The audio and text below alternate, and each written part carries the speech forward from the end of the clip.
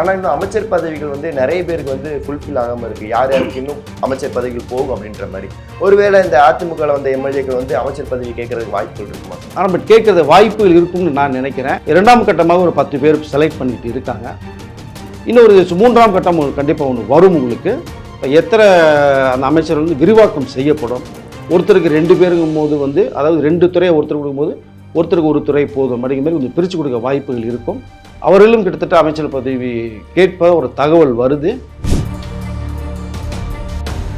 முதல்வர் விஜய் அவர்கள் பதவியேற்றதுலேருந்து இப்போ வரைக்கும் ஒரு 6 நாள் கிட்ட கிராஸ் ஆயிடுச்சு. இப்போ அவருடைய செயல்பாடு எந்த அளவுக்கு மக்கள் கிட்ட ஒரு மிகப்பெரிய அளவில் தீவிரம் இருக்குன்னு நீங்கள் நினைக்கிறீங்க சார்? பயங்கரமாக இருக்குங்க. இது கேள்விக்கு இடமே இல்லை. தேர்தலுக்கு முன்பாக வந்து விஜய் ஒரு வீட்டுக்குள்ளே போயிட்டு வரேன்னாரு. இப்போ விஜய் வந்து கரெக்டாக வீட்டுக்குள்ளே கூப்பிட்டு உட்கார வச்சுக்கிட்டாங்கன்னு சொல்ல முடியும். மக்களுடைய ஆதரவு அவ்வளவு இருக்குது. ஒவ்வொரு வீட்டுக்குள்ளேயுமே தமிழக விஜய் அவர்கள் போய் நிரந்தரமான வந்து இப்போ இடத்த பிடிச்சிட்டாங்க. அந்த ஒரு 4 நாளையே நிறைய சட்டத்திட்டங்களை மாற்றி நிறைய வேலைகளை செய்ய சொல்லி பெரிய பெரிய ஒரு புரட்சிகரமான விஷயத்தை பண்ணியிருக்கான்னு சொல்ல முடியும். மதுக்கடைகள் 717 கடையில் லாக் பண்ணுறதுக்கு 2 வாரத்துக்குள்ளே வந்து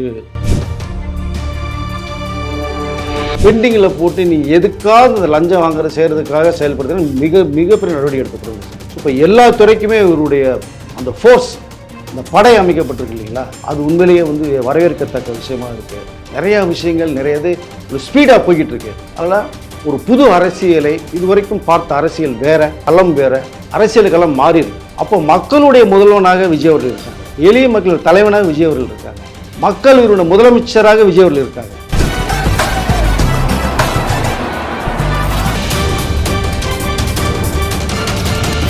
தமிழ் நேயர்கள் எல்லாருக்கும் அன்பு வணக்கம். இன்னைக்கு நம்ம கூட ஜேர்னலிஸ்ட் திரு வெங்கடேசன் அவர்கள் இருக்காங்க. வணக்கம் சார். வணக்கம். முதல்வர் விஜய் அவர்கள் பதவியேற்றதுலேருந்து இப்போ வரைக்கும் ஒரு 6 நாள் கிட்ட கிராஸ் ஆயிடுச்சு. இப்போ அவருடைய செயல்பாடு எந்த அளவுக்கு மக்கள் கிட்ட ஒரு மிகப்பெரிய அளவில் தீவிரம் இருக்குன்னு நீங்கள் நினைக்கிறீங்க சார்? பயங்கரமாக இருக்குங்க. இது கேள்விக்கு இடமே இல்லை.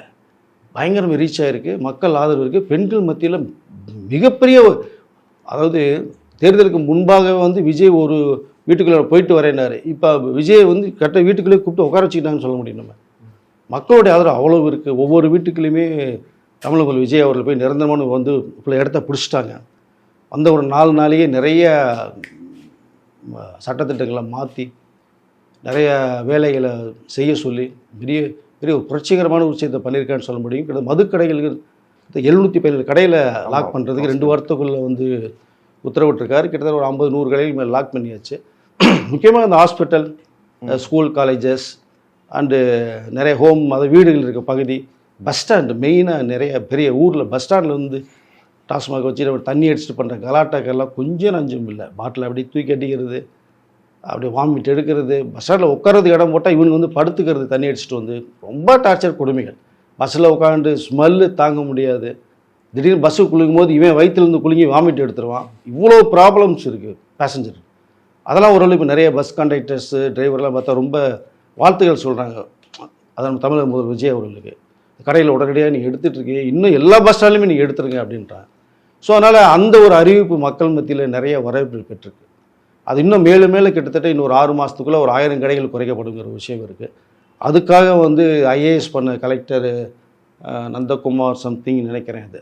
பட் அவர் நியமிச்சிருக்காங்க. இப்போ டாஸ்மாக் உடைய அந்த ரூல்ஸ் ரெகுலேஷனில் ஃபாலோ பண்ணி அந்த டைமிங் சேஞ்ச் பண்ண போகிறாங்க. ஸோ நிறைய ஸ்ட்ரிக்டான ஆர்டர்ஸ் நிறைய போட்டிருக்காங்க. அதில் இந்த குடிமக்கள் வந்து கொஞ்சம் கஷ்டமாக இருக்கும். பட் போக போக கொஞ்சம் அது வந்து மீண்டு வந்துட்டாங்கன்னா நிறைய ஃபேமிலிகள் ரொம்ப வசதி வாய்ப்போடு நல்லா இருப்பாங்க. ஏன்னா குடிக்கிறதே பார்த்திங்கன்னா ஒரு 500 குடிச்சிட்டு வராங்க சாலிடாக. குடிக்கலைன்னா பொண்டாட்டி அடிக்கிறது, புள்ளி அடிக்கிறது, அம்மாவை கொலை பண்ண பசங்களை எத்தனை பேர் இருக்காங்க தண்ணி அடிக்கிறது காசு கொடுக்காம. அந்த சம்பவம் இனிமேல் வந்து நடக்காமல் இருக்கும். அதில் பெண்களை நீங்கள் அவங்களுடைய வாழ்க்கையை சிறப்பாக ஒரு அரசு செயல்படுத்தினால் அவர் வந்து அசைக்கவே முடியாத இடத்துல போய் உட்காருவார். அப்படிங்கிறதுக்கு விஜயோட நடவடிக்கை தமிழக முதலமைச்சர்னே சொல்லுவான். அவருடைய நடவடிக்கைகள் வந்து இப்போ ரொம்ப பிரமாதமாக போயிட்டு. Okay sir. முதலமைச்சருக்கு அதாவது ஃபஸ்ட்டு வந்திருக்காரு. ஸோ இவர் எப்படி பண்ணுவார் அப்படின்றதுல நிறைய பேர் எதிர்பார்ப்பு இருக்கும். ஆனால் அதெல்லாம் ஒட்டுமொத்தமாக தவிடுபொடியாக்குற மாதிரி அடுத்தடுத்து 3 தேர்தல் வாக்குறுதிகள் நிறைவேற்றிருக்காருல்ல சார். சிங்கப்பெண் சிறப்பு படை, அப்புறம் போதைப் பொருள் தடுப்பு, அப்புறம் இந்த டாஸ்மாகை ஒழிக்கிறது. இப்போ தொடர்ந்து அவருடைய வீச்சு பயங்கரமாக இருக்குது சார். அரசியல் தெரியாதுன்னு சொன்னவங்களாம் இப்போ அப்படியே என்ன பேசுறது தெரியாமல் வாய் அடைச்சி போய் நிற்கிறாங்க. வீட்டை விட்டு வெளிலவான்னு சொன்னவங்க இவர் ஏன் வர சொன்னோம் அப்படின்னு நினைக்கிறாங்க. ஏதாவது பேச மாட்டேன்னு சொன்னவங்க செயலில் காட்டிகிட்டு இருக்காரு. ஐயோ இவர் பேசாமல் இருந்து கூட பரவாயில்ல போட்டிருக்குன்னா எல்லாருடைய பார்வையும் இருக்குது. வந்துட்டார், வர சொன்னீங்க வந்தேன், பேச சொன்னீங்க பேசிட்டேன், மக்களுக்கு கொண்டு உட்கார வச்சுட்டாங்க, இனி மக்களுடைய நலத்திட்டங்கள், தமிழ்நாட்டுடைய வளர்ச்சி, இதுதான் என்னுடைய வாழ்க்கை அப்படின்னு விஜய் அவர்கள் சேரில் போய் உட்காந்துட்டாங்க. அந்த முதலமைச்சர் சட்டசபை நாற்காலியில் இல்லை க்ரீன் கலர் சோஃபாலாம் வந்து நம்முடைய பழைய ஞாபகங்கள் நிறைய பத்திரிகைகள் இருக்கும்போது நம்ம போனது, சட்டசபையில் போகும்போது அந்த சோஃபாவில் உட்காந்துருந்த பெரும் தலைவர்கள் யார் அந்த இடத்தில் நம்மளுடைய கலைத்துறையை சேர்ந்த நம்ம விரும்புகிற விஜய் அவர்கள் முதலமைச்சர் உட்காந்துருக்கும் போது உண்மையிலேயே ரொம்ப பார்ப்பது ரொம்ப பெருமையாக இருக்குது, சந்தோஷமாக இருக்குது, மகிழ்ச்சியாகவும் இருக்குது. நிறையா விஷயங்களை பேசுகிறாங்க. அரசியல் தெரியலன்னு சொன்னவங்களுக்கு நான் அரசியல் என்ன பண்ணுறேங்கிறத பாருன்னு சொல்லிட்டு இருக்காரு. யாருமே பண்ணாத விஷயங்கள் நிறைய பண்ணிகிட்டு இருக்காங்க. பெருந்தலைவர்களே எல்லா பேருமே சொல்கிறாங்க. வைகோ அவர்கள் ஒரு விஷயம் சொல்கிறாங்க, விஜய் அவர்களுடைய இந்த அப்ரோச் என் ஞாபகத்துக்கு வருது, அறிஞர் அண்ணா அவர்கள் தான் ஞாபகத்துக்கு வர்றாங்க. விஜயருடைய முகத்தை பார்க்கும்போது நான் அண்ணாவுடைய முகத்தை பார்க்குற மாதிரி இருக்குன்னு வைகோ அவர்கள் சொல்கிறாங்க. நிறைய பேர் மக்கள் தலை எம்ஜிஆர் அவர்கள் மாதிரி நான் விஜய் அவர்கள் பார்க்குறோன்றாங்க. இப்போ எம்ஜிஆர் அவர்களும் அண்ணா அவர்களும் இணைந்தவர் விஜய் அப்படிங்கிற மாதிரி தான் நம்ம பார்வைன்னு தெரியுது. அதனால் நிறைய திட்டங்கள் இன்னும் வச்சுருக்காங்க, நிறைய செயல்பாடுகள். சிங்கப்பெண் அதிரடிப்படையை வந்து ஃபோர்ஸ் பண்ணி எல்லாத்தையும் சிசிடிவி எஸ்பி சிஸ்டத்தில் போட்டு எந்த தவறு யாரும் நடக்கக்கூடாதுங்கிற அளவுக்கு ஃபுல் கண்காணிப்பு. ரவுடிசம்லாம் டோட்டலாக யாரும் நீங்கள் பழைய மாதிரிலாம் நினச்சிட்டாரு வந்து திருச்சி எஸ்பி பேசின விஷயங்கள், குண்டாஸ்தலத்துக்கு உள்ளே போட்டுருவோம். நம்ம இப்போ ஆதவர்ஜனை பேசுனது கூட தேவையில்லாமல் அரசு அலுவலகங்களில் போய் நம்ம கட்சி நிர்வாகிகள் பேரை சொல்லி யாராவது டிஸ்டர்ப் பண்ணனா சட்டப்படி நடவடிக்கை எடுக்கப்படும் சொல்லிட்டாரு. தவறு செய்தவர்கள், அதாவது கட்ட பஞ்சாயத்து இதெல்லாம் வந்து குண்டாசல் உள்ளே போடுகின்ற மாதிரி ஒரு ஆர்டர். ஸோ அதனால் முக்கால்வாசி இந்த போதைப் பொருளும் ரவுடிசமும் ஒழிந்தால் தமிழகம் சிறப்பான ஒரு பாதையில் போகும், தமிழக மக்கள் நிம்மதியாக இருப்பாங்க அப்படிங்கிறதுக்கு இந்த நடவடிக்கை மிகப்பெரிய பேசப்பட்டுட்டு. ஸோ அதாவது நீங்கள் சொன்னீங்க போதைப்பொருள் தடுப்பு, இது அந்த சட்டத்தை வந்து செகண்ட்ஸ்லேருந்து ஆரம்பமாகுன்னு சொன்னார் அன்றைக்கே பதவியேற்ற அன்றைக்கி ஆக்டிவான. அது உடனடியாக செயல்படுத்தப்பட்டிருக்கு. கிட்டத்தட்ட 7 கோடி ரூபா, அதாவது 1 கோடி ரூபா உள்ள குட்கா பறிமுதல் செய்யப்பட்டிருக்காங்க. ஸோ 4 கிலோ சம்மந்தப்பட்டது மேலே. அப்புறம் ஒரு புகையிலை அதை சீஸ் பண்ணியிருக்காங்க. ஸோ நடவடிக்கைகள் ரொம்ப சீரியஸாக சிவியராக போயிட்டுருக்கு. காவல்துறையில் நிறைய மாற்றங்கள், ஐஏஎஸ் உடைய நிறைய மாற்றங்கள், நிறைய அரசு அலுவலர்களுக்கு வந்து செய்யுமுடைய சுற்றறிக்கை, மக்கள் அவர்களுடைய வேலைகளுக்காக எந்த டிபார்ட்மெண்ட் வந்தாலும் உடனடியாக செயல்படுத்துங்க, அவங்களை அலைய வைக்காதீங்க. ஒரு வேலை அதில் ஏதாவது ஒரு குறைபாடு இருந்தால் அவங்க மேலதிகாரிட்ட கேட்டு டிஸ்கஷன் பண்ணிக்கோங்க. 2-3 நாட்கள் முடிவு பண்ணி அனுப்பிச்சி விட்ருங்க. அவங்களுடைய நோக்கம் வந்து நிறைவேறணும். பெண்டிங்கில் போட்டு நீங்கள் எதுக்காக இந்த லஞ்சம் வாங்குறது செய்கிறதுக்காக செயல்படுத்தினா மிகப்பெரிய நடவடிக்கை எடுக்கப்படும் சார். ஸோ இப்போ எல்லா துறைக்குமே இவருடைய அந்த ஃபோர்ஸ், அந்த படை அமைக்கப்பட்டிருக்கு இல்லைங்களா, அது உண்மையிலேயே வந்து வரவேற்கத்தக்க விஷயமா இருக்குது. நிறையா விஷயங்கள் நிறைய இது இவ்வளோ ஸ்பீடாக போய்கிட்டு இருக்கு. இப்போ நிறைய பேர் கூட என்னங்க சட்டசபையில் இன்னும் வரலையா, விஜய் அவர்கள் வரலையா, இங்கெல்லாம் காணோம் அப்படிங்கிற அளவுக்கு பேச ஆரம்பிச்சிருக்காங்க. ஏன்னா சட்டசபையில் லைவ் டெலிகாஸ்ட் பண்ணுறாங்க, நேரடி ஒளிபரப்பு. நீங்கள் இனிமேல் நீங்கள் இது முன்னாடிலாம் பார்த்தீங்கன்னா நடக்கிற விஷயங்கள்லாம் தகவல் நமக்கு வரும். இப்போ நீங்கள் டிவிலையோ மொபைலோ உட்காந்து என்ன நடக்குதுன்னு நீங்கள் பார்த்துட்டு இருக்க, லைவாக பார்க்கலாம். யார் என்ன பேசுகிறாங்க, என்ன நடக்குது, என்ன பிரச்சனை ஓடுது, எதை நோக்கி அவர்களுடைய அதாவது ஆர்குமெண்ட்ஸ் போய்கிட்டு இருக்கு, வேணும்னே பேசுகிறாங்களா, தேவையா அப்படிங்கிற அளவுக்குலாம் இப்போ நீங்கள் லைவாக பார்க்கலாம். மக்களை புரிய வச்சுட்டாங்க. சட்டசபை இப்படி தான் இருக்குமா, ஓகே, அரசியல்னால் இப்படி தான் இருக்குமா, இப்போ தமிழ்நாட்டில் நம்ம வாழ்ந்துட்டு இருக்கிறது இவ்வளோ விஷயங்கள் உள்ளுக்குள்ளே இருக்காங்கிற அளவுக்கு மக்களுக்கு நேரடியாக டிரான்ஸ்பரண்ட்டாக இருக்கும் அப்படின்னு சொல்லி விஜய் அவர்கள் சொன்னாங்க. அதுதான் செயல்படுத்திட்டு இருக்காங்க. இதெல்லாம் ஒரு சின்ன சாம்பிள் தான் நினைக்கிறேன் நான். நீ போக போக அவருடைய வேகம் அதிகரிக்கும், ஸ்பீட் அதிகரிக்கும். அதான் சொன்னாங்க, குதிரையை போல் வேகமாக அவருடைய அரசு இயங்கும்னு சொன்னார். ஸோ அது மாதிரி கண்டிப்பாக அவருடைய ஸ்பீடு அதிகரிக்கும், நிறைய மாற்றங்கள் உருவாகும், தமிழகம் செழிக்கும், தமிழக மக்களுடைய வாழ்வாதாரம் மிகப்பெரிய அளவில் போகுன்ற நம்பிக்கை எனக்கு இருக்குது. ஓகே சார், நீங்கள் சொன்ன மாதிரி இந்த சட்டசபையில் என்னெல்லாம் விஷயங்கள் நடக்குது அப்படின்னு நிறைய பேர் இப்போ தான் பார்த்து தெரிஞ்சுக்கிட்டு இருக்காங்க. குறிப்பாக இதுக்கு முன்னாடி யாரும் இந்த அளவுக்கு சட்டமன்றத்தை ஆர்வத்தோட பார்த்ததா சரித்திரம் கிடையாது. எல்லா நியூஸ் சேனல்லையும் அவ்வளோ பேர் பார்த்து அதை வந்து அந்த வியூஸ்ஷிப்பே அதிகமாக இருக்குது சார். 50,000க்கு மேலே லைவை பார்த்துட்டு இருக்காங்க சட்டசபை நிகழ்ச்சியை. பகலில் நடக்கிறது சாயங்காலத்துக்கு மேலே அது வந்து சாலிடாக வந்து 10 லட்சம் பார்ப்பாங்க போட்டுருக்கு. ஸோ இந்த வேலை நாட்கள் நடக்கும்போது பார்த்தீங்கன்னா அவ்வளோ பேர் விருப்பப்படுறாங்க, நிறைய பேர் தெரிஞ்சுக்க ஆசைப்படுறாங்க. அதுதான் வந்து விஜய் அவர்கள் சொன்னதே பார்த்து, அரசியலை தெரிஞ்சுங்க, அரசியலை நீங்கள் பேசுங்க, இதுதான் அரசியல். அதாவது இளைஞர் தான் நாட்டோட முதுகெலும்பு, அவர்கள் அரசியலுக்கு வரணும், வந்தால் தான் நிறைய விஷயங்கள் தெரிய வரும். உங்களுடைய வாக்குகள் வந்து மிகப்பெரிய அளவில் உள்ள வாக்குகள் வேஸ்ட் பண்ணாதீங்க, வந்து முதல் முறையாக வாக்குகள் நீங்கள் செலுத்துங்கன்னு சொன்னார். அதனால் சட்டசபையில் நடக்கிறது நல்லா முன்னாடி சொன்னேன் நான், இப்போ நீங்களும் சொல்கிறீங்க, எதுவும் தெரியாதவர்கள் இப்போ தெரிந்து கொள்கிறார்கள். டிரான்ஸ்பரண்டாக இருக்கும். இதுதான் யாரையும் ஏமாற்ற முடியாது, பொய் சொல்ல முடியாது. நான் இப்படி சொன்னேன், அவர் அப்படி சொன்னார், இப்படி இனிமேல் சொல்லவே முடியாது. நீங்கள் லைவ் டெலிகாஸ்ட்டில் இருக்குது, அப்புறம் நீங்கள் எப்போனாலும் நீங்கள் பார்த்தீங்கன்னா ரிவைன் பண்ணி நீங்கள் பார்க்கலாம், அதை அப்படியே தெரியும் உங்களுக்கு. அதை அதனால் ஒரு புது அரசியலை இதுவரைக்கும் பார்த்த அரசியல் வேறு, களம் வேற, அரசியல் களம் மாறி இருக்கு. இதுக்கு முன்பாக இருந்த அரசியல் எல்லா பேரையும் பார்த்தீங்கன்னா வேட்டியும் சட்டையும் கண்ட அரசியலை பார்த்துருப்பீங்க. ஒரு பேண்ட் ஷர்ட் போட்ட முதலமைச்சரை பார்த்துருப்பீங்களா? அது கோட் ஷூட் போட்ட முதலமைச்சரை பார்த்துருப்பீங்களா? இப்போ நடக்குதா? இதுதான் அரசியல், இதுதான் இளைஞர்கள் இதுதான் விரும்புனாங்க. நம்மள ஒருத்தர், நீங்கள் மற்ற அரசியல் கட்சி தலைவர்கள் முதலமைச்சர்லாம் பார்த்தோம்னா போகிறதுக்கு பயப்படுவோம், பேசுறதுக்கு பயப்படுவோம், கிட்ட நெருங்கிறதுக்கு பயப்படுவோம். ஆனால் இவர் அந்த முதலமைச்சர் நம்மள மாதிரி இருக்காருல்ல அப்படின்னு ஈஸியாக எடுத்துக்கிறாங்க. அப்போ மக்களுடைய முதல்வனாக விஜய் அவர்கள் இருக்காங்க, எளிய மக்கள் தலைவனாக விஜய் அவர்கள் இருக்காங்க, மக்கள் இவருடைய முதலமைச்சராக விஜய் அவர்கள் இருக்காங்க. எந்த முதலமைச்சரும் டேபிளை தூக்கிட்டு போனதை பார்த்துருப்பீங்களா? நீங்கள் டேபிளை தூக்கிட்டு போனார்ல, கவர்னர் இருக்கும்போது பார்த்தீங்களா? அவர் முதலமைச்சர், அவர் வந்து இதுவரைக்கும் நினைக்கவில்லை, மக்கள் சேவகனாக நினைக்கிறார்.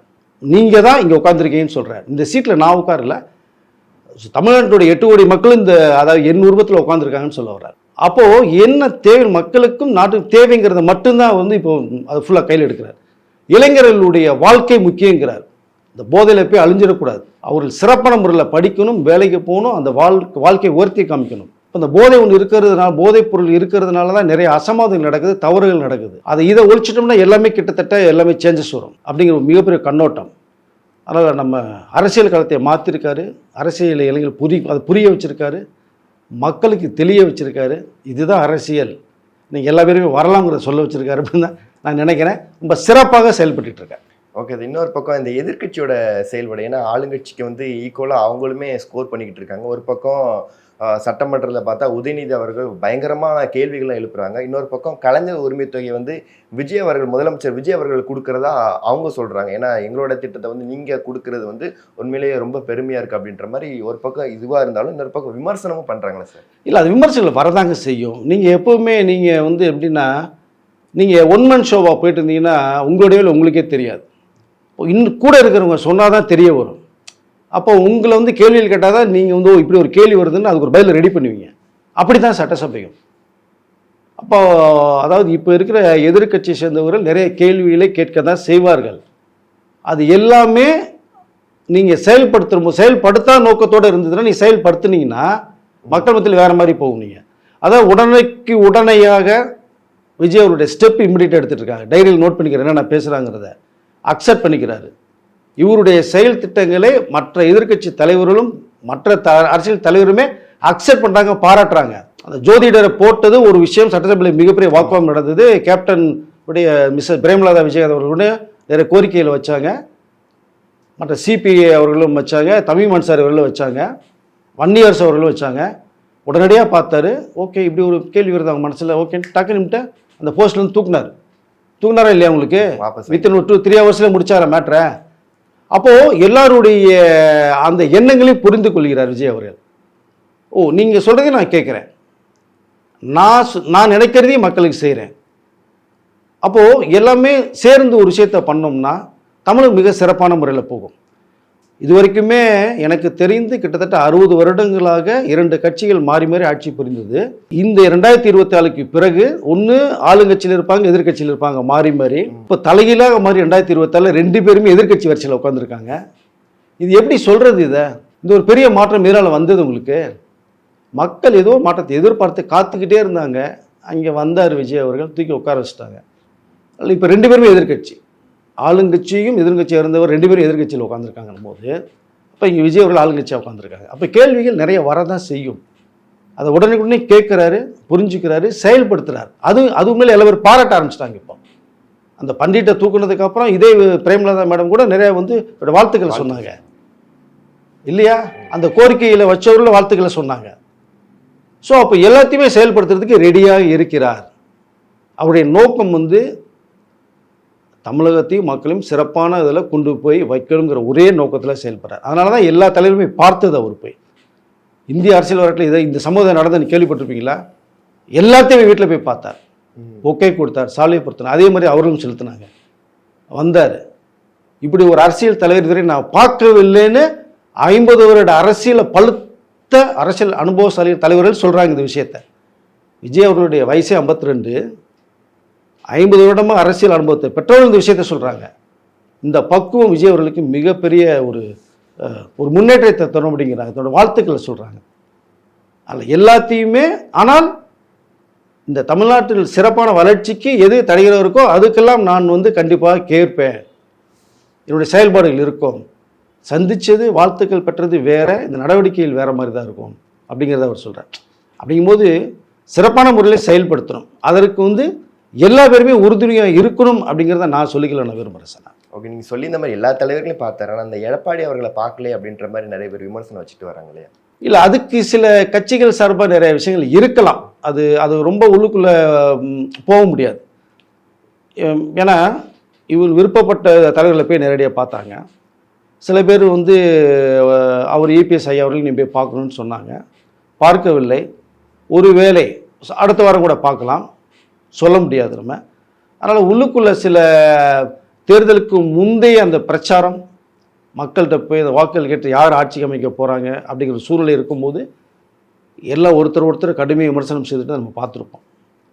பட் அந்த தேர்தல் முடிந்து வாக்குகள் சதவீதம் முடிவு வந்ததுக்கு பிறகு விஜய் அவர்களுக்கு மிகப்பெரிய வரும்போது சில மாற்றங்கள் உருவாகுது. ஓகே, அப்போ அதற்கு பிறகு இதெல்லாம் மறந்து போய் அவருடைய எல்லாத்தையுமே தன்னுடைய வாழ்த்துக்களை விஜய் அவர்கள் தெரிவித்தாங்க. இவரும் எல்லாத்தையும் பார்த்தாரு, வாழ்த்துக்களை வாங்கினார். பட் விரைவில் இபிஎஸ் ஐயா அவர்களையும் சந்திக்கிறான ஒரு சூழ்நிலை உருவாகும். அதற்கிடையில் அங்கேயே பார்த்தீங்கன்னா அந்த அதிமுகவிலேயே பார்த்தீங்கன்னா மிகப்பெரிய சர்ச்சை வேறு ஓடிக்கிட்டே இருக்கு. இன்னும் அதுக்கு ஒரு முற்றுப்புள்ளி இன்னும் கிடைக்கல. வேறு பெரும்பான்மையை நியமிக்கிறதுக்கு எனக்கு இருக்குங்கிறத காட்டுறதுக்கு எவ்வளோ பிரச்சனை 4 நாள் விஜய் அவர்கள் சந்திச்சாங்க. அந்த 4 நாளைக்குள்ளேயே பார்த்தீங்கன்னா எவ்வளோ பேக்ரவுண்டில் என்ன வேலைகள் நடந்ததுங்கிற எல்லாருக்குமே தெரியும் இல்லையா? விஜய் வரக்கூடாதுங்கிற ஒரு நோக்கத்தில் வேறு சம்பவங்கள் நடக்கிறதுக்கான முயற்சிகள் போச்சு. ஆனால் அது எல்லாமே ஒரு மாற்றம் மாறி விஜய்க்கு மிகப்பெரிய ஒரு ஆதரவை 4 பேர் ஃபஸ்ட்டு காங்கிரஸ் கொடுத்தாங்க, அப்புறம் சிபிஐ சிபிஎம் கொடுத்தாங்க, திருமா ஐயா அவர்கள் கொடுத்தாங்க, ஐயுஎம்எல் கடைசியாக கொடுத்தாங்க 10 சீட், 120 சீட்டு வந்துச்சு, மெஜாரிட்டியை காமிச்சாங்க. ஒரு பக்கம் தானாக ஆதரவு ஒரு 25 பேர் தானாக ஆதரவு கொடுத்தாங்க, 144 சீட் ஆதரவோடு ஆட்சி அமைச்சிருக்காங்க. அதனால் போக போக எல்லாமே மாறும் கண்டிப்பாக. ஆனால் சட்டசபை கூடும்போது அந்த எதிரியுமாக தான் இருப்பாங்க. கேள்விகள் அது அம்புகளை விட ரொம்ப ஸ்பீடாக தான் வரும். அதை எல்லாமே சுதாரப்பாக பார்த்து என்ன கேட்குறாங்களோ அதற்கு என்ன தேவையோ அதை டைரியில் நோட் பண்ணுறாரு. அந்தந்த நேரத்துக்கே டக்குன்னு பேசுகிறாரு. கவர்னர் அவர்கள் பதவி பிரமாணம் செய்து வைக்கும் போது அந்த பேசின ஒரு 2-3 நிமிஷனுடைய ஸ்பீச்சை பார்த்தீங்களா? பார்த்து படிக்கிறேன்னு சொன்னாங்களே, பார்க்காம என்ன விஷயத்த பேசுகிற ஆக்ரோஷமாக பேசுனதை பார்த்துருப்பீங்களே நீங்கள். ஸோ அந்த பதவியேற்பு இல்லை கவர்னர் பண்ணும்போது கவர்னர் கூட கொஞ்சம் படிங்க அப்படின்னு பார்த்துருப்பீங்களா? ஃபோர்ஸில் போகிறார் பயங்கரமாக. ஸோ அப்போ அவர் மனசுக்குள்ளேயும் மைண்டில் இருக்கிறதான் பேசிகிட்டு இருக்கார். அரசியல் தெரியலன்னு சொன்னவர்களுக்கு அரசியல் பண்ணிகிட்டு இருக்கார் விஜய் அவர்கள். ஸோ சிறப்பான மாதிரி இப்போ போய்கிட்டு இருக்கு. நிறைய முன்னேற்றங்கள் வரும். இறுதியாக ஒரு கேள்வி, இப்போ அதிமுக நீங்கள் சொன்ன மாதிரி அதிமுக 2ஆக பிளவுபட்டுக்கிட்டு இருக்கு. இப்போ அதிமுகவில் உள்ள ஒரு சில எம்எல்ஏக்கள் விஜய் அவர்களுக்கு ஆதரவாக கொடுத்துருக்காங்க. ஆனால் இன்னும் அமைச்சர் பதவிகள் நிறைய பேருக்கு ஃபுல்ஃபில் ஆகாமல் இருக்குது. யார் யாருக்கு இன்னும் அமைச்சர் பதவிகள் போகும் அப்படின்ற மாதிரி. ஒருவேளை இந்த அதிமுகவில் எம்எல்ஏக்கள் அமைச்சர் பதவி கேட்கறதுக்கு வாய்ப்புகள் இருக்குமா சார்? இல்லை, அவங்க கேட்டிருக்காங்களா இல்லையான்னு தெரியல. ஆனால் பட் கேட்குறது வாய்ப்புகள் இருக்கும்னு நான் நினைக்கிறேன். ஸோ ஃபஸ்ட்டு இப்போது கவர்னர் முறையில் 9 பேர் அமைச்சர் பதவிகள் பிரமாணம் செஞ்சு வச்சாங்க. 2ஆம் கட்டமாக ஒரு 10 பேர் செலக்ட் பண்ணிட்டு இருக்காங்க. இன்னொரு 3ஆம் கட்டம் கண்டிப்பாக ஒன்று வரும் உங்களுக்கு. இப்போ எத்தனை அந்த அமைச்சர் விரிவாக்கம் செய்யப்படும். ஒருத்தருக்கு 2 பேருங்கும் போது அதாவது 2 துறையை ஒருத்தர் கொடுக்கும்போது ஒருத்தருக்கு ஒரு துறை போதும் அப்படிங்கிற மாதிரி கொஞ்சம் பிரித்து கொடுக்க வாய்ப்புகள் இருக்கும். 3இல் 2 பங்கு இருந்ததுன்னா அது மெஜாரிட்டி. இப்போ அதிமுக 47 எம்எல்ஏக்கள் இல்லை, 3இல் 2 பகுதி இவர்கள் சார்பாக இருந்துச்சு அப்படின்னோம்னா அது எந்த விதமான ஒரு பாதிப்பும் உள்ளே வராது. அவர்களும் கிட்டத்தட்ட அமைச்சர் பதவி கேட்ப ஒரு தகவல் வருது. அது விஜய் அவர்களுடைய நிர்வாகிகள்லாம் சேர்ந்து தான் ஒரு முடிவு எடுக்கணும். அது எப்படி எடுக்க போகிறான்னு தெரியல. கொடுத்தாலும் ஆச்சரியப்படுறதுக்கு இல்லை, ஏன்னா அவருடைய ஆதரவு இருக்குது. விஜய் அவர்கள் அவர்களாம் சொல்கிறது பார்த்தீங்கன்னா மக்கள் தலைவர் எம்ஜிஆர் அவர்களை நாங்கள் விஜய் ரூபத்தில் பார்க்குறோங்கிற விஷயத்தையும் சொல்வதாக ஒரு தகவல் வருது நமக்கு. அதை அப்படிங்கும்போது எல்லாத்தையும் அனுசரிச்சுட்டு போகணும் அப்படின்னு தான் விஜய் அவர்கள் நினைக்கிறாங்க. இதற்கு முன்பாக நடந்த விஷயங்கள் எல்லாத்தையுமே நம்ம மறந்துடணும், வேறு வழி இல்லை. அப்போ அவர் பேசுனாங்க, இப்போ இவர் பேசுனாங்க, இது பேசுனா எடுத்துக்கிட்டீங்க அப்படின்னா நாளைய அந்த போருடைய ஸ்பீடு குறையும். இப்போ எல்லா குடும்பத்துலேயுமே ஒரு சண்டை நடக்குது. சண்டை நடந்துச்சுன்னா குடும்பத்தில் நிம்மதியாக இருக்காது. அதை விட்டுட்டு அடுத்த கட்டத்துக்கு கொண்டு போயிடணும் நம்ம. அப்போ சண்டையில் மறந்துடும். அது மாதிரி தான் இதுவும். ஸோ அதிமுகவில் கூட 25 பேருடைய சப்போர்ட் அவர்களுக்கு கிடச்சிருக்கு. எல்லாத்தையும் அனுசரிச்சுட்டு போகணும் தான் நான் நினைக்கிறேன். மற்றவர்கள் பேசுவது நீங்கள் அன்னை பேசுனீங்க இப்படி பேசுனீங்களா யாரும் சொல்ல வேண்டிய அவசியம் இல்லைன்னு தான் நானும் சொல்லிக்கல விரும்புகிறேன்.